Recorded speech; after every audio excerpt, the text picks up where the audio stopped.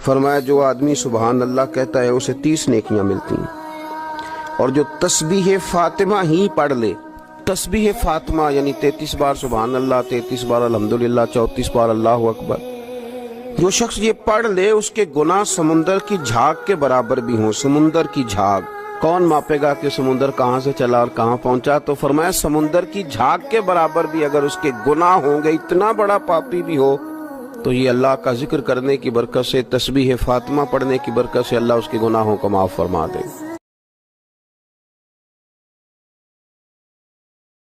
یاد رکھنا ہر رات کے بعد صبح ہے، ہر دھوپ کے بعد چھاؤں ہے۔ اگر تم انتظار کرو گے تو رب ایسی رحمت تم پر نازل کرے گا، اپنے غیب کے خزانوں سے عطا فرمائے گا۔ قرآن میں رب نے وعدہ کیا ہے وَمَن يَتَوَكَّلْ عَلَى اللَّهِ فَهُوَ حَسْبُهُ، جو اللہ پر بھروسہ کرے اللہ اس کے لیے کافی ہے۔ مگر ہمارا پرابلم یہ ہے کہ جب مشکل آتی ہے ہم یہ ساری باتیں بھول کر بس شکوہ، شکایات اور پریشانی میں چلے جاتے ہیں۔ ارے آپ اس مصیبت کو اللہ کی طرف سے نعمت سمجھ لو، اللہ کی طرف سے یہ سمجھ لو کہ میرے گناہ معاف کروانے، میرے درجات بلند کرنے کے لیے آیا ہے۔ دیکھو یہ کوئی عام چابی نہیں ہے بلکہ یہ کعبہ شریف کی چابیاں ہیں۔ بابر رحمان یعنی کعبہ کا دروازہ انہی چابیوں سے کھلتا ہے۔ صدیوں سے ان چابیوں کو بنی شیبہ کا خاندان سنبھالتا ہوا آیا ہے۔ ان چابیوں کی ذمہ داری پیارے نبی نے بنی شیبہ کو دیا تھا اور یہ حکم دیا تھا کہ یہ قیامت تک تمہارے ہی پاس رہے گی، اور ہو بھی ویسا ہی رہا ہے۔ آج یہ چابیاں ان کے 108ویں پیڑھی کے پاس ہیں۔ میرے اللہ تو ہر اس شخص کی مدد فرما جو مضبوط ہونے کا دکھاوا کرتا ہے اور اندر سے سب سے زیادہ ٹوٹا ہوا ہے۔ اے میرے اللہ، جو بہن یا بھائی یہ دعا سن رہا ہے اس کے دل کے سب راز تجھ پر ظاہر ہیں۔ تو اسے ایسی خوشیاں دے جن کا وہ تصور بھی نہ کر سکا ہو۔ اے اللہ کریم، جو تھک چکا ہے اسے آرام دے، جو رو رہا ہے اسے مسکراہٹ دے، جو اکیلا ہے اسے اپنی معیت عطا فرما۔ اے میرے پروردگار، جس کی دعائیں طویل ہو چکی ہیں، جو صبر سے تھک چکا ہے، اسے جلدی اپنی رحمت کی خوشخبری سنا دے۔ اے میرے مالک، اسے ایسی صحت عطا فرما جو تیرے ذکر میں مدد دے، ایسی عبادت نصیب فرما جو دل سے ہو، اور ایسا رزق دے جو پاک ہو، حلال ہو اور برکت والا ہو۔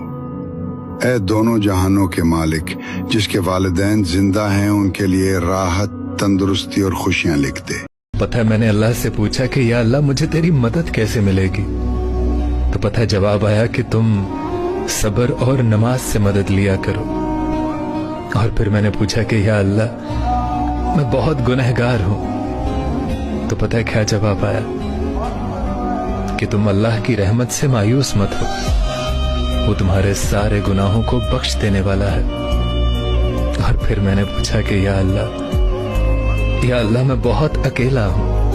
کیا آپ جانتے ہیں رمضان کی پہلی رات کیسی ہوتی ہے؟ جو سنے گا اس کی روح خوش ہو جائے گی۔ رسول اللہ صلی اللہ علیہ وسلم نے ارشاد فرمایا، جب رمضان آتا ہے تو آسمان کے تمام دروازے کھول دیے جاتے ہیں، جہنم کے دروازے بند کر دیے جاتے ہیں، اور شیطانوں کو زنجیروں میں جکڑ دیا جاتا ہے۔ اور اس مہینے کی خاص بات یہ ہے کہ ہر نفل کا ثواب ایک فرض کے برابر اور ہر فرض کا ثواب 70 فرضوں کے برابر کر دیا جاتا ہے۔ حدیث میں آتا ہے، اگر بندوں کو معلوم ہوتا کہ رمضان کیا چیز ہے تو میری امت تمنا کرتی کہ پورا سال رمضان ہوتا۔ جب قیامت کے دن سب کا حساب کتاب ہو چکا ہوگا، جس میں بہت بڑا قافلہ جہنم میں جا رہا ہوگا اور بہت سے لوگ جنت کی طرف جا رہے ہوں گے، تبھی اللہ تعالیٰ ایک شخص کو پکارے گا جو جنت کی طرف جا رہا ہوگا۔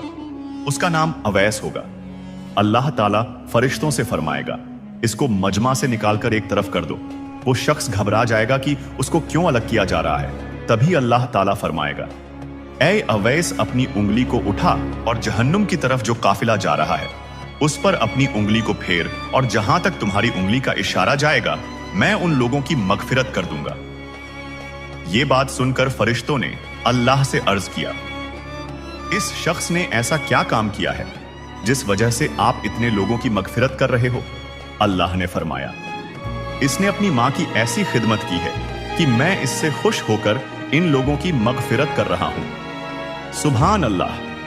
اس لیے دوستوں कुरान सिखाने वाले को मिलेंगे 3 ऐसे इनाम जो हर मुसलमान को जरूर पता होने चाहिए, वरना तुम पूरी जिंदगी उस अज्र से महरूम रह सकते हो। इसीलिए लाइक करके लिखो माशाअल्लाह। और सोचो, एक शख्स कुरान पढ़ता है और दूसरों को भी सिखाता है, क्या तुम जानते हो उसका मकाम अल्लाह के नजदीक कितना ऊंचा है? इन्हीं के लिए रसूलुल्लाह ने फरमाया, तुम में सबसे बेहतर वो है जो खुद कुरान सीखे और दूसरों को सिखाए। इनाम नंबर 1, जब कोई तुम्हारे पढ़ाए कुरान से एक आयत भी पढ़ेगा तो तुम्हें हर लफ्ज का सवाब हर बार मिलेगा, चाहे तुम इस दुनिया में रहो या न रहो। इनाम नंबर 2, हदीस में आता है, कुरान पढ़ने और सिखाने वालों का चेहरा कयामत के दिन ऐसे चमकेगा जैसे पूरा चांद रात में चमकता है। इनाम नंबर 3, जिस शख्स ने कुरान सिखाया उसके लिए फरिश्ते पंख बिछा देते हैं। इज्जत सिर्फ इंसानों में नहीं, आसमानों में भी मिलती है। अब सोचो, क्या सिर्फ पढ़ना काफी है या किसी और को एक लफ्ज सिखाना ही तुम्हारी आखिरत बदल सकता है? अगर अभी तक तुमने कुरान सिखाना शुरू नहीं किया तो शायद आज से शुरुआत करनी चाहिए, क्योंकि इससे बड़ा इनाम शायद। ऐ मुसलमानों, लगाओ इस स्टोरी और करो इस वीडियो को शेयर, क्योंकि फिर से दिल में खुशियों का पैगाम आ रहा है।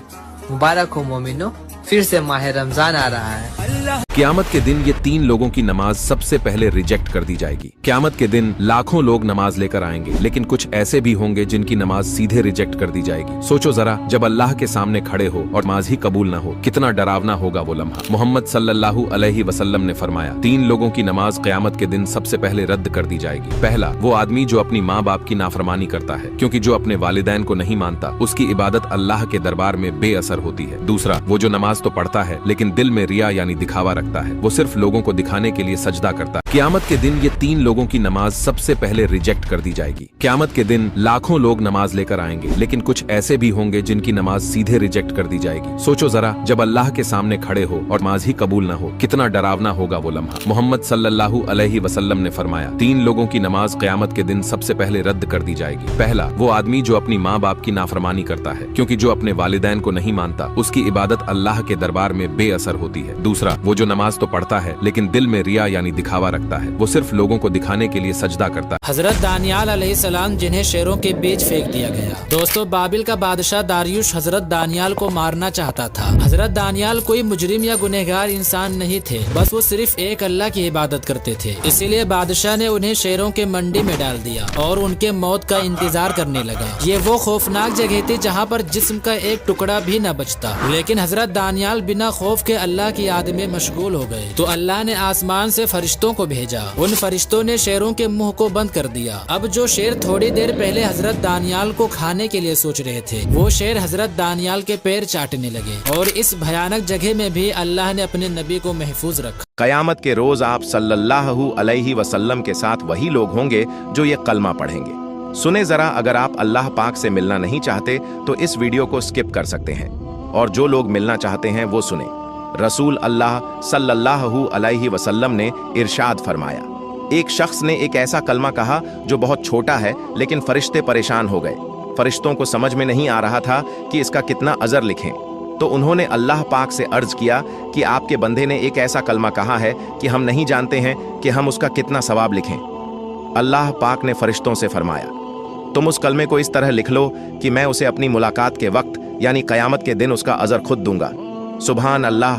और वो कलमा ये है, या रब्बी लकल हमदो कमा यम बगीले जलाली वजहिक व अजीमी सुल्तानिक। अगर आपके पास वक्त है तो दूसरों को शेयर करें, क्योंकि आप सल्लल्लाहु अलैहि वसल्लम का फरमान है, जब तक अच्छी बात या हदीस फैलती रहेगी उसका सवाब। जन्नत में नमाजी की असली पहचान क्या होगी, यह जानकर आपके भी होश उड़ जाएंगे, क्योंकि अगर तुम्हें पता चल जाए कि जन्नत में एक नमाजी की क्या हालत होगी तो शायद तुम जिंदगी में एक भी नमाज छोड़ने की हिम्मत न कर सको। रसूलुल्लाह ने फरमाया, जो शख्स 5 वक्त की नमाजों की हिफाजत करता है, अल्लाह ताला उस पर जन्नत वाजिब कर देता है। लेकिन जरा सोचो, जब वो नमाजी जन्नत में दाखिल होगा तो उसका मुकाम कैसा होगा। कुरान कहता है, जो लोग नमाज के पाबंद हैं उनके लिए जन्नत के बाग हैं और हर नमाजी के लिए वहाँ तैयार किया जाएगा एक ऐसा महल जो मोती, सोना और याकूत से बना होगा। क्या तुम सोच सकते हो, एक ऐसी रोशनी जो हर सजदे के बदले उसे दी जाएगी। हदीस में आता है, हर सजदे के बदले उसका चेहरा चमकेगा जैसे चांद की रोशनी। अब जरा खुद से पूछो, जब तेरे सजदे जन्नत में तेरी पहचान बनेंगे तो क्या तू आज भी नमाज छोड़ पाएगा? तो लिखो माशाअल्लाह।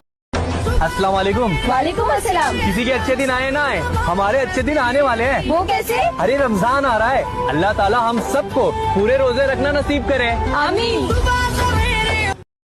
अस्सलाम वालेकुम। वालेकुम अस्सलाम। किसी के अच्छे दिन आए ना आए, हमारे अच्छे दिन आने वाले हैं। वो कैसे? अरे रमजान आ रहा है, अल्लाह ताला हम सबको पूरे रोजे रखना नसीब करे। आमीन।